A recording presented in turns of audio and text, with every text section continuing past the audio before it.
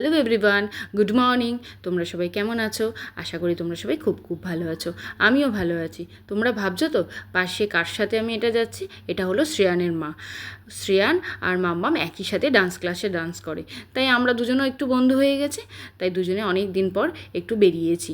তো খড়দাতে বৃহস্পতিবার করে প্রায় মার্কেট বন্ধই থাকে, তা যেটুকু মার্কেট খোলা ছিল সেখানকার মধ্যেই একটু দেখে নিলাম, চোখ বুলিয়ে নিলাম। যাই হোক, খুব একটা কানের দুল পছন্দ হয়নি, তাই কালকে আর সেরকম কিছু কেনা হয়নি। তারপরে দুজনে মিলে একটু ফুচকা খেয়ে নিলাম। গরম এত পড়েছে যে আর কিছু তো খেতে ইচ্ছা করছে না, কিন্তু যেহেতু ফুচকা মেয়েদের একটা অ্যাট্রাকটিভ জিনিস, তাই সেটা তো আর না নেই। যাই হোক, একটু ফুচকা খেয়ে নিলাম। কাল অনেক দিন পর দেখা হয়েছে বলে অনেক মজা করেছি, গল্প করেছি। করে নিয়ে তারপর আমরা আবার বাচ্চাদের আনতে চলে যাব, কারণ ওদের ওখানে আবার ছুটি হয়ে যাবে।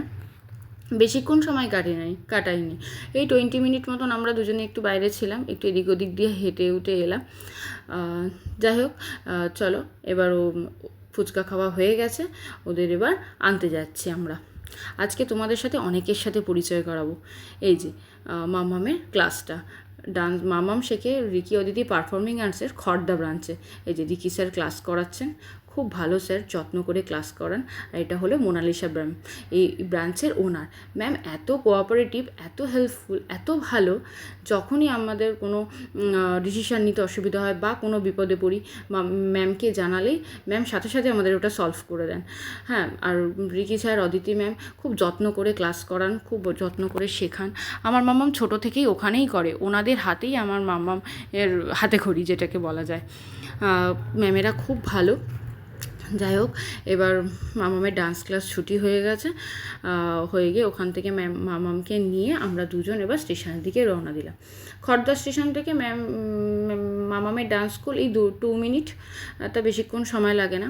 তারপরে দুজনে হেঁটে চলে এলাম। এরপর স্টেশনে ট্রেনের জন্য অনেকক্ষণ ওয়েট করতে হয়েছিল, তার কারণ আগের দিনকে জামাই ষষ্ঠী গেছে, তাই ট্রেনে খুব ভিড় ছিল আর ট্রেন খুব লেটেও আসছিল। এই যে বসে আছি স্টেশনে, তারপর দুজনে মিলে ট্রেনে উঠে পড়লাম।